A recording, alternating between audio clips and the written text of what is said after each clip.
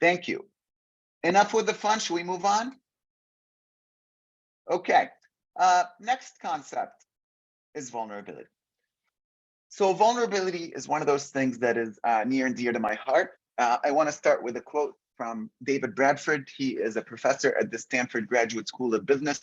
And David Bradford says, vulnerability is the currency of relationships. Without vulnerability, relationships remain superficial. So think of any relationship in your life. And if you're not as connected, then there's not enough vulnerability.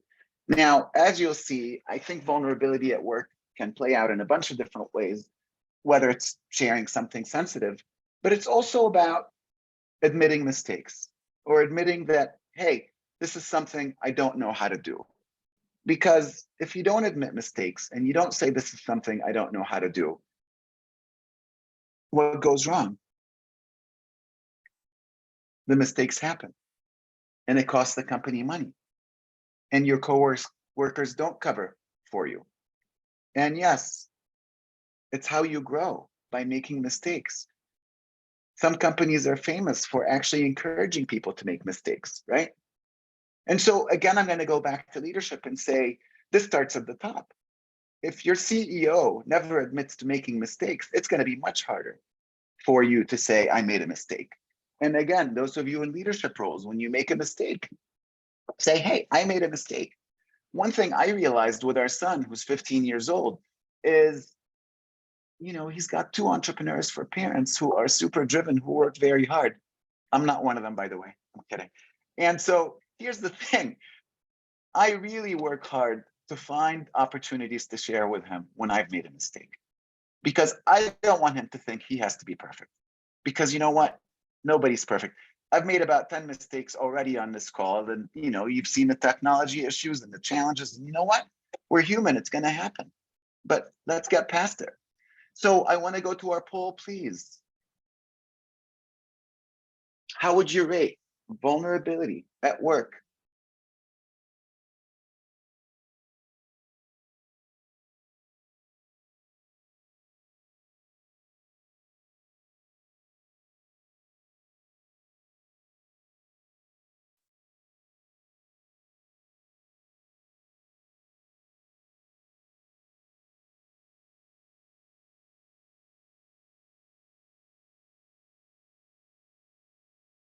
All right, I think we're locked in. So nobody gave it a 1 out of 5. Great. 17% gave it a 2. 36 gave it a 3. 35 gave it a 4. And 13% are all stars, and they gave it a 5. So in your words, in the chat, please tell us, in what ways have you seen benefits to being vulnerable at work?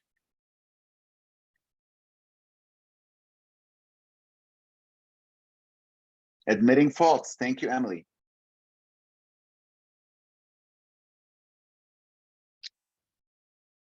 Creates trust. Absolutely. Thank you, Brad.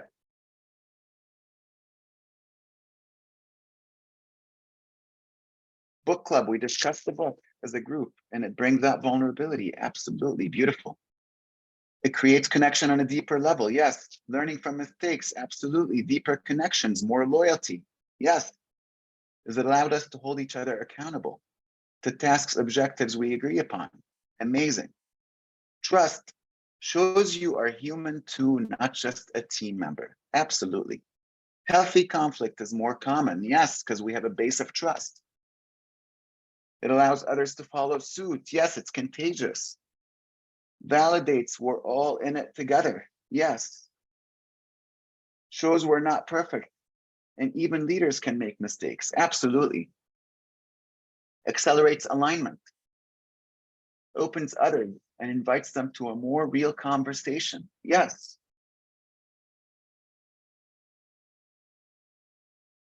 One of our core values is own it.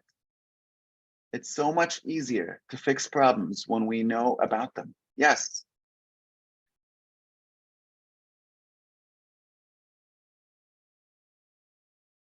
So I'm also curious in the chat what you have done, if you've done anything specific to create opportunities for vulnerability so we could learn from each other.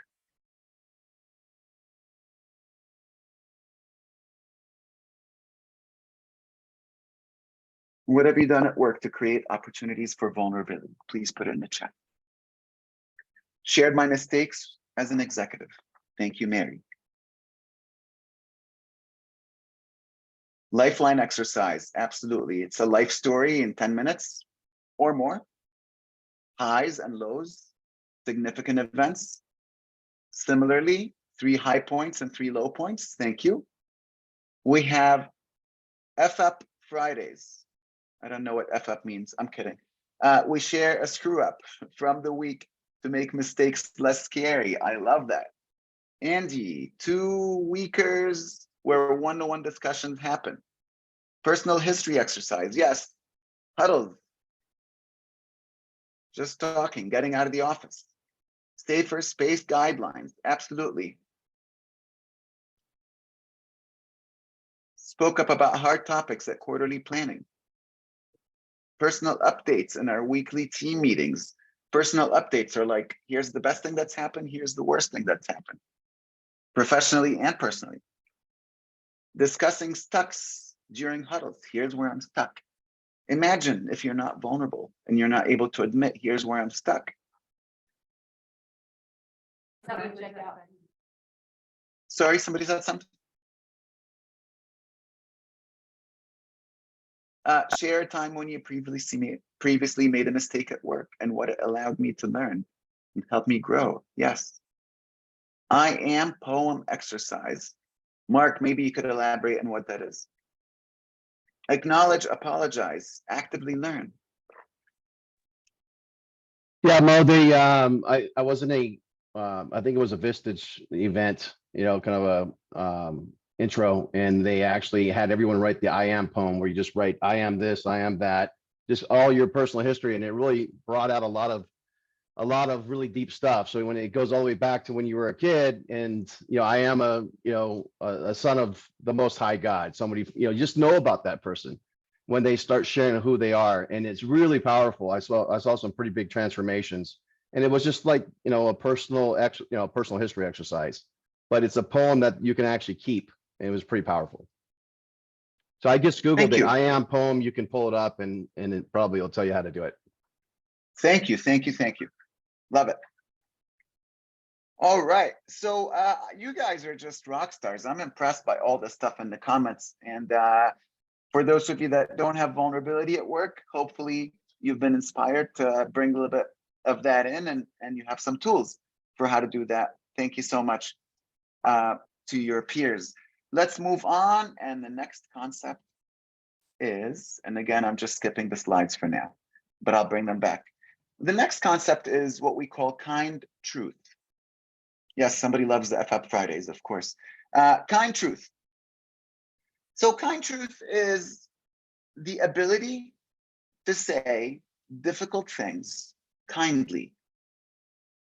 So I see the world in 2 kinds of people. Those who are bulls in the china shop, who have no problem telling you when you've pissed them off, and who are also absolutely unaware of whether or not how they said it lands on you or made you feeling this big.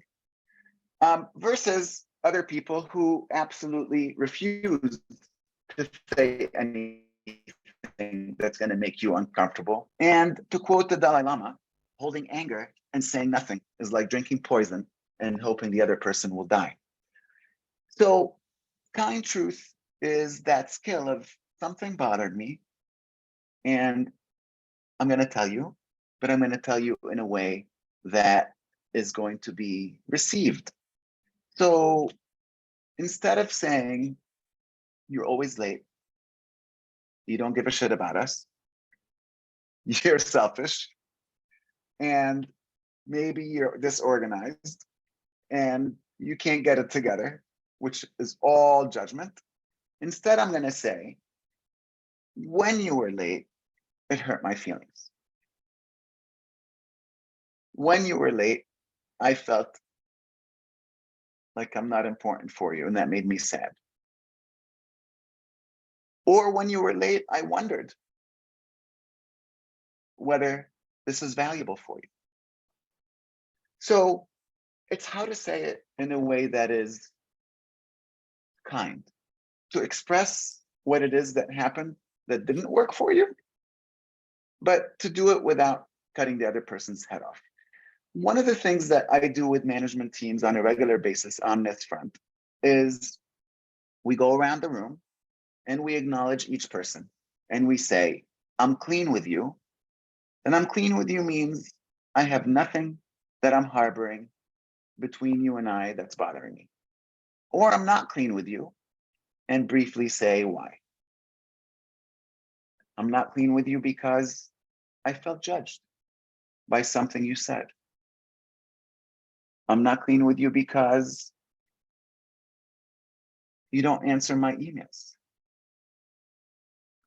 Or I'm not clean with you because you answer my emails a week later after I needed an answer by 5 days. Whatever it might be, if you don't say it, the person's not going to be aware that this is bothering you, and they're just going to keep doing it. One of the things that I say about this process is, for me to hear you're not clean with me is a gift to me. I'd love to see in the chat your opinions about this. Why is it a gift to me as the receiver? When you say, Mo, I'm not clean with you, XYZ bothered me. Why is that a gift to me? Please put that in the chat. Knowledge is a gift. Yes. What else? It's a gift because I will not harbor the resentment. So if I don't tell you, I'm going to harbor it. I can't fix what I might not know. Absolutely. It creates self-awareness, which is an opportunity for growth. Absolutely. You can do something with it. Absolutely. Clear is kind. Yes. Helps us understand our blind spots. Absolutely. Crucial conversations coming from a safe place. Definitely. Allows potential for a reset of expectations. Yes, I love that. And building trust, of course, because if I don't go to you directly, often people don't just harbor it. I go to your coworker and I complain about you. And what happens when I complain about you instead of to you? It creates mistrust. It lets the other person, the one to whom I'm complaining about you, wonder if I complain about that person. There's a great comment here. It's easy to make assumptions about intent when you don't address it, of course. Oftentimes you'll find the core issue if you discuss it directly. Definitely. I love Tanya's comment. Relationship grows through conflict resolution. Absolutely. So let's go to the poll. Now that we've dug into this, how would you rate kind truth in your company?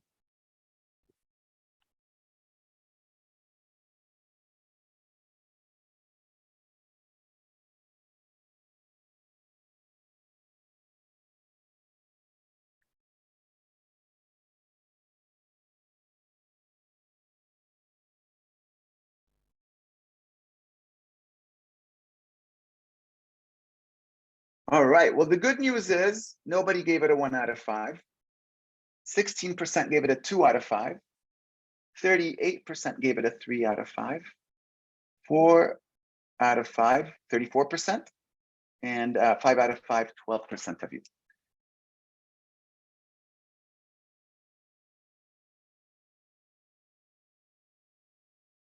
So that sounds great. It seems like there's room for work and improvement for some of you. And, you know, it's one of those things that is uncomfortable. It's also one of those things that is in itself vulnerable, right? To say you did something that bothered me is vulnerable for a lot of people. So I want to acknowledge that and say how you receive it really matters. And this is an important conversation. So we're talking about what kind of culture you're creating here. And it's not just about me being courageous enough to say, I'm not happy about something that you did. It's also about how I receive it. When you say to me, you're not happy about something that I did. So what are some bad ways that people receive those things? Let's put those in the chat, just to make it clear. Because if it's received badly, it's less likely you'll bring it up again in the future. Defensive, deflecting, attack back, angry, defensive, retaliation, shut down, walls go up, upset, blame others, will retreat and shut down. Sometimes it's too direct for some people. You disengage, you isolate, you go to the rest of the team, beginning that rumor mill, which, as we discussed, is not good for the culture. So let's turn the page now. What is a good way to receive that message when somebody says to you, I'm not clean with you?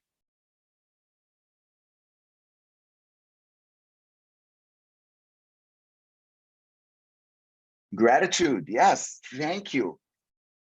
Thank you for bringing that to me. That is lovely. Ask questions to better understand. Of course, be open to what's being said. Validation, you're absolutely right. I did screw that up. It's a growth opportunity. That's a shift in mindset. Listen to the entire message, absolutely. Understand why they feel that way, definitely. Sincerity, listen, pause. I receive it, process it, own it. Great stuff. One other thing is to say, here's what I heard you say. Is that right? Because sometimes I may not even be able to change it. But for me to say, I heard it, I understand it, sometimes is enough. Sometimes. I see a couple more comments here that look good, without assuming that it's because they are inherently incompetent, right? No judgment. Yes, repeat back. Somebody said that. Great. Assume it's coming from a good place. So this is a powerful statement right here. Let's assume good intent. If you start with assuming bad intent, we're not giving each other the benefit of the doubt, right? Yes, thank you. Duran said benefit of the doubt. Emily, always assume positive intent. Absolutely. All right. Moving on to our last concept, sharing and generosity. So I want to share a story with you, and then we'll have a little conversation. And if the technology cooperates, I want to play a video for you. We'll see if it works. So the story that I want to share with you is I was working with an organization called Hope for Haiti with the board of directors back about the time I was writing the book. And when I went to work with this board of directors, I heard all sorts of horrific stories about the plight and the poverty and the challenges in Haiti, which is the poorest country in the Western Hemisphere. And as I heard these stories, I thought to myself, there is no way I could take money from this organization for the services that we've agreed upon. I just can't do it. So in the morning before the meeting started, I said to the board, I will not take your money for my services. I can't. I'm going to give it right back to you guys. And a few people were in tears and they were really moved by my gesture. So the next morning, they came back, and at the beginning of the meeting, they said, Mo, we can't thank you enough for what you've just done. And to thank you, and this brought me to tears, we are going to have a mobile medical clinic in your honor. And we're going to send you the video. So I was in tears at that point, and they did send me the video. And let's see if I can play it for you. We're going to try. Hopefully it works.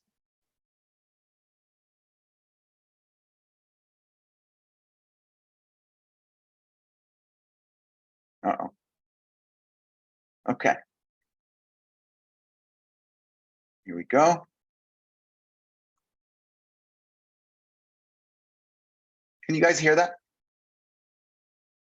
We cannot No? hear it, we can see it. No video. No, we can see it, Video, Moses. yes, sound, no. Okay. Well, I think there's a with sound option. Yeah, Start if you the go to video. there is. share screen, Yes, Mo, Yeah. it should give you share sound. there you go. Well, Oh, thank you so much. Thank you. Thank you. I Okay. think I we've learned all been something. through it, brother. Yes, we have. Oh my God, I love it. Okay, but now it wants me to send a password for my computer. This is crazy. Love it. Share screen, play, and here we go. Hey, hey. Yeah. Oh, no, no, no. Oh.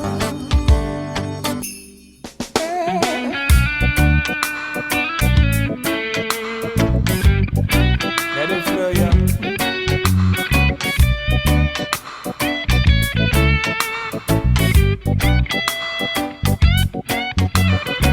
Si ouvre l'écran con éléphant, et t'obiti con ti fourmi. Si ouvre les couverts la coussa. Good morning.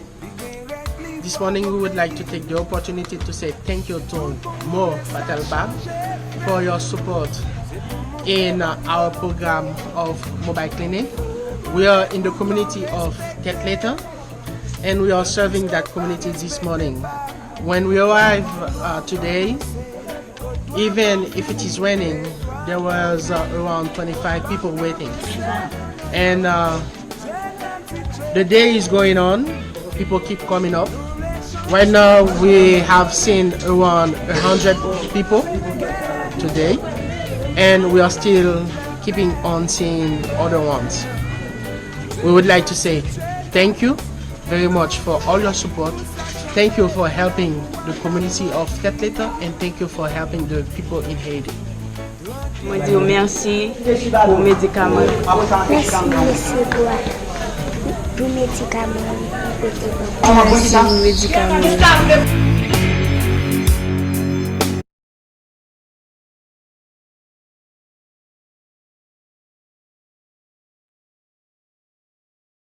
All right.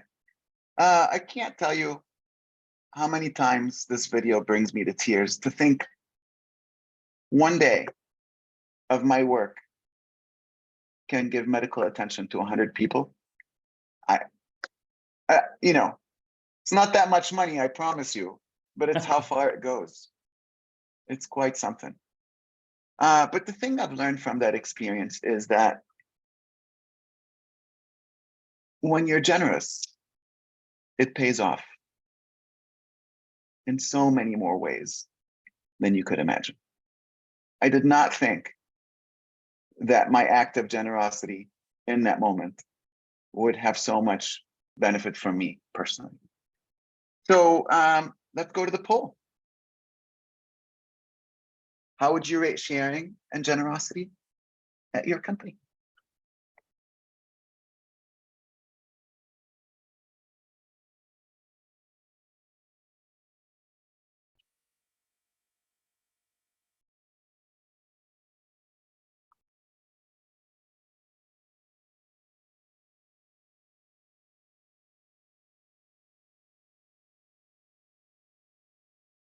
Well, I love those numbers. I see 43% give it a 4 out of 5. 34% give it a 5 out of 5. 21% give it a 3 out of 5. And there's not much below that. There's a 2% that give it a 2 and nobody gives it a 1. Wonderful, wonderful, wonderful. So in your workbook and in the chat, please write down ways you could be generous to your coworkers. And it's not just about money, right?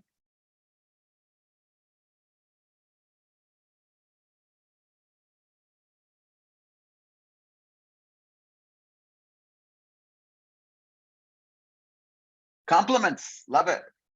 Lunch, I bought lunch twice last week, beautiful. Support, sometimes it's time. How can I help you with my time? Being kind, absolutely. Take time to listen, quality time, yes.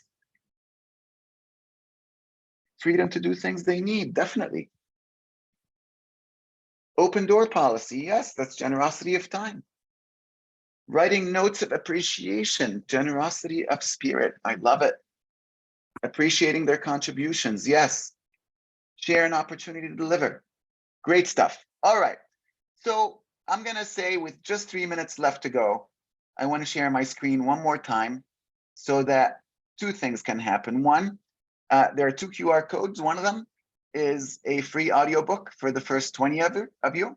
And the other one is just my LinkedIn profile. Happy to connect with all of you and to stay in touch and to share whatever I can on my journey that might be of benefit to you. So let me share my screen.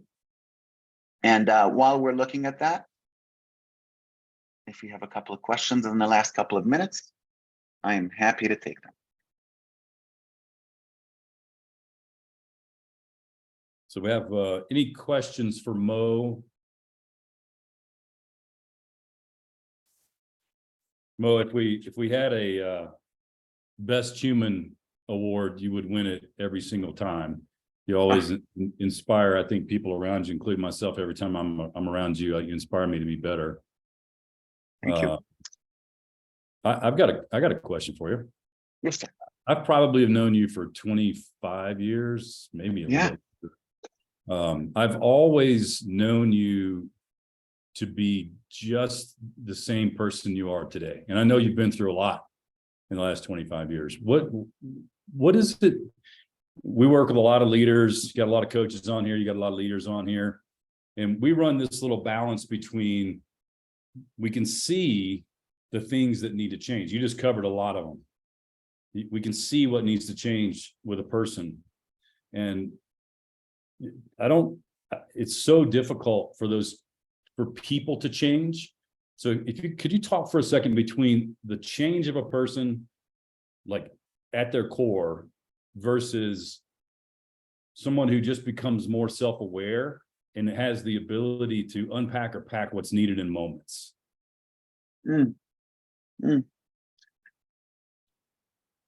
I think that's a good question and not an easy one, but I'll reflect on my own experience, Andy.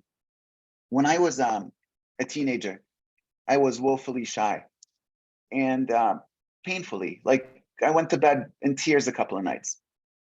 And I woke up one morning and said, I'm not going to be a victim. I didn't have that language back then, but I woke up one morning and said, I'm not going to be a victim. And I basically went on a 10-year journey to overcome this obstacle. First, I found role models. Then I took jobs. Like I took a job selling clothes to learn how to talk to people, girls, you know. I took a speech class. I did Toastmasters. So I stepped into the fear. I stepped into it, and it became comfortable. And I was able to overcome. And I would say that was a fundamental change. Maybe to your second point of the question is, what about self-awareness and changing myself in situations? So I got feedback once during a feedback exercise where somebody said, Mo, when you nod, I feel heard. But somebody else said, Mo, when you nod, I feel like you're rushing me. And sometimes I'm like, yeah, come on. And somebody else said, Mo, when you nod, I'm skeptical because you're always nodding. And if you're always nodding, to me, that says you always agree. And if you always agree, you're full of shit. So that has become a situational for me, where when I nod, I really, really pay attention to the body language and facial expressions of the people that I'm speaking to, because I don't want to have that last reaction. Because I'm nodding, you know, it's a nice thing, right? I'm never nodding to just be agreeable. I'm nodding to say, I hear you. I'm nodding to say, yes, I'm with. So I pay attention to that one situationally. The former example was a change that I wanted to make permanently. That makes sense. Thanks for sharing that analogy. Great question. Thank you. Any other direct questions from Mo? For Mo, I do want to take just a minute and unpack. So I said earlier, we've got a lot of different things inside of Petra for people to get involved in, all around, learning and becoming better and seeing other viewpoints. And one of those is the Petra forum groups. And so can you speak for a second about the importance of getting around peers? The forum groups that we have are typically based around a role. There you go. It's up on the screen. So we have them for sales. So you would be with other sales peers, having conversations about obstacles or opportunities or the way things are going on. But you're the forum guru. Could you speak to the power of having that group and meeting on a regular basis? Yes, and thank you for that question, because that's an important topic for me. So let me start by saying my forum has unequivocally changed my life, period. And I can give you a bunch of examples, but before I dig into that, because I'm not sure how much time we have, I'll say this much. I so much believe in how much forum is life-changing that for 30 years now, I've believed every human being deserves to be in a forum. And more concretely, in November of last year, I started the company. The website's not launched yet, so I'm not going to tell you what it's called, but it is being developed. It's going to be ready in 6 weeks. But I launched a company whose goal is to reach 1 billion people in forums by 2053. So in the next 30 years. So 1 billion is a big number, but 30 years, I think we have time to accomplish it. And so here's the thing. There is absolutely no doubt in my mind, being in a peer group is going to make you a better person. Period. It's going to be a place where you could explore, practice all the concepts we've learned. In my own experience, started vulnerability in my forum. That's enabled me to be more vulnerable in life, which has enabled me to have better relationships, connections, friendships, closer family ties. Kind truth, absolutely. I practiced it in forum when it was uncomfortable and way out of my comfort zone. And it's taught me to practice it at work, with family, with friends. And that's enabled me to have better relationships. My father wouldn't be in my life if it wasn't for my forum. I literally didn't talk to him for 10 years. And one of my forum mates lost his father and came to talk about it in our forum. He read the eulogy. We were in tears together. And it's that one meeting that I credit to the fact that I have my father in my life today. In my forum, I was an employee. I was running the entrepreneurs organization. I wanted to start a business, but that's a scary thing. They gave me the courage. They could do it. Why can't I do it? To think audaciously that in 30 years we could have 1 billion people in forum is a direct result of seeing how people in my forum have done huge things. And again, you know what? It's just rubs off on you when you're with people that are striving to better themselves, to learn, to grow, and to be the best version of themselves. I don't know of any other place where I've had this kind of support that's non-judgmental and this kind of encouragement to grow and be the best version of myself. Well, that's about as powerful it gets. So I appreciate you sharing those stories. And I ask you to do it because you know more about it than probably anybody on the planet. 30,000 people you've trained to be a part of groups like this. You see up on your screen the QR code to find out more about what that looks like. And again, if you're a Petra member, you and your company have access to these things as a part of your membership. So take advantage of it. We want to continue to scale the people, to grow the individuals, you and everyone around you, while we're growing the business. Otherwise, if we do one without the other, then we're going to create a bunch of chaos and pain that's not necessary to do. We're going to come to the end of the day. I appreciate everybody both being here. Mo, thank you very much. Everybody give him a big round of applause. He's always thank you. Not just a Pleasure. crowd favorite, but a favorite of mine and somebody that I admire a lot. Thank you, Andy. More than he probably knows. Quick kind of end of the day stuff. At Petra, we talk about this 3-layer deep approach. First layer is the head. So it's getting you to think differently than you thought when you came in the room. So hopefully today we covered something that made you think a little bit differently. The second is the heart. We have to get you to feel something. And if you didn't feel anything in the last few minutes with Mo there, call me later because we got another conversation that needs to happen. So we got to feel some level of emotion, positive or negative, before we get to layer 3, which is actual change. So head, heart, and then who is how we stack it. And hopefully we were able to get through that today. Everyone that's on here is pre-registered for November 9th Ascent. Emily is she'll give you a context and information on that over the next few weeks. You should have an email in your inbox with your invitation and with your calendar, so you can pop it in there and hold that date. Get involved with stuff. We bring a lot of things to the table as a coaching organization for our members and the teams of those members. Please jump into some of those things. And if you've got other team members who couldn't be here today, share with them the learning that came